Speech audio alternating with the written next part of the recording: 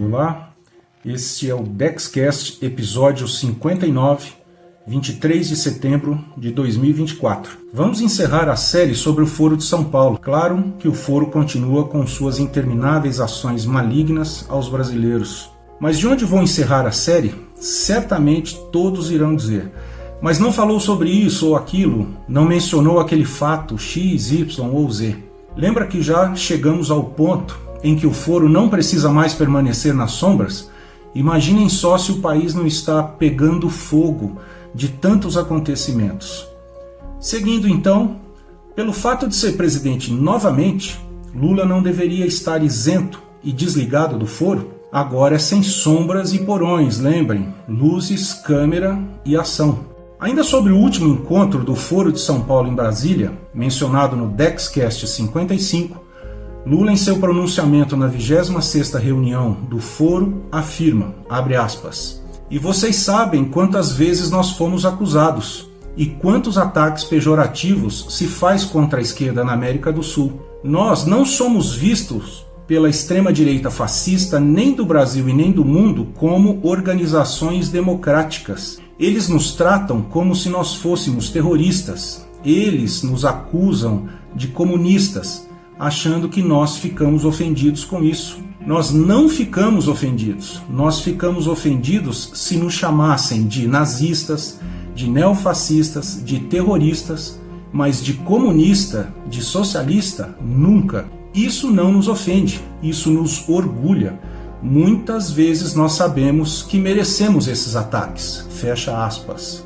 Transpondo a frágil e primária construção do texto citado, ou quem sabe uma confissão desapercebida, vale lembrar que tanto nazistas quanto fascistas, bem como comunistas, necessitam do uso do autoritarismo para impor seus regimes. Consequência direta disto é a perspectiva de um Estado centralizado e rigidamente controlado, intervencionista, tanto na economia quanto no controle da sociedade. Todas essas ideologias têm uma única tendência, o totalitarismo. O texto é uma declaração, embora confusa e errônea com as terminologias ideológicas, daquilo que ele, Lula, se diz ser.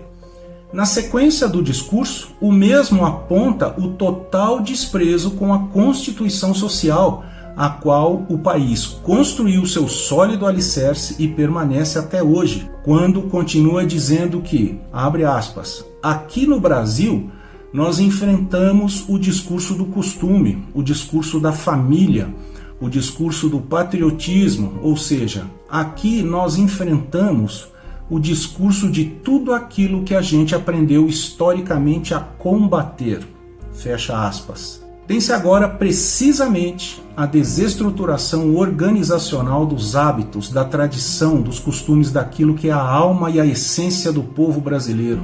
Observa-se então um grave e irreversível desprezo com a própria construção do país como nação, indicando a confissão de uma ruptura institucional com tudo aquilo que forma a identidade do povo brasileiro. Já que essa estrutura organizacional será combatida, a tendência é que se caminhe para a quebra dos meios legítimos instituídos ao Estado, provocando o aumento da violência, do caos, pois, como foi visto inicialmente, são esses meios que promovem a garantia da ordem. Com base em alguns poucos dados comprovados, como estes citados, seria de se estranhar que cada dia mais o estreitamento entre a criminalidade e as esferas do governo ocorreriam de modo mais explícito e acelerado. Seria, entre aspas, normal saber que uma senhora conhecida como Dama do Tráfico Amazonense, Luciana Barbosa Farias,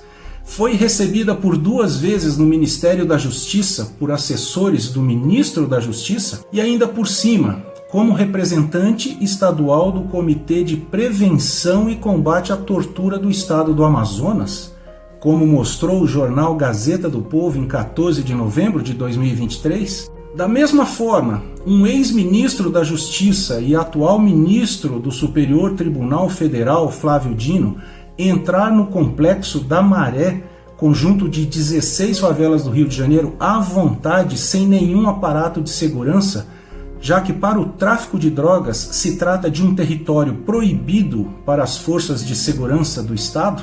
Nada disso causa sequer estranheza. Veja em qualquer mídia tradicional ou redes sociais as imagens disponíveis.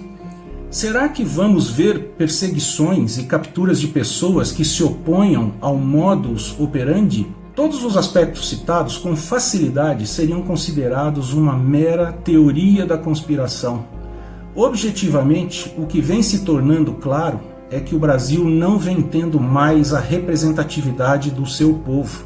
Mas se realizadas as eleições e seus resultados não representam seu povo, estas mesmas eleições poderiam nos ter sido tomadas? Caso isso realmente prevaleça, teríamos a mesma ideia do significado da frase que bandidos se utilizam após cometerem crimes. Abre aspas. Perdeu, mané. Fecha aspas. Um grupo institucional internacionalizado como o Foro de São Paulo, juntamente com seus sinistros vínculos, se apossou do Estado brasileiro. Revejam o início desta série, DexCast 39, sobre a liberdade e o poder nacional, o povo, território e soberania. Fechando esse ciclo, retornando e retomando a origem destes episódios, o povo se encontra em plena liberdade? As instituições brasileiras convivem em harmonia e exercem seus poderes de forma a representarem a organização e decisão de seu povo? Nosso território é nosso mesmo ou está sendo negociado pelo preço da cobiça de estrangeiros e interesses alheios àqueles do povo brasileiro? Será que estamos vivendo nossa livre e soberana vontade? Estaria em curso ou mesmo já ocorreu uma humilhante transferência da soberania nacional para essa entidade autoridade estrangeira, estranha à população brasileira? O Brasil vem sendo verdadeiramente dos brasileiros? É só para refletir um pouco. Daqui em diante é com vocês. Pessoal, ficamos por aqui e uma ótima semana a todos.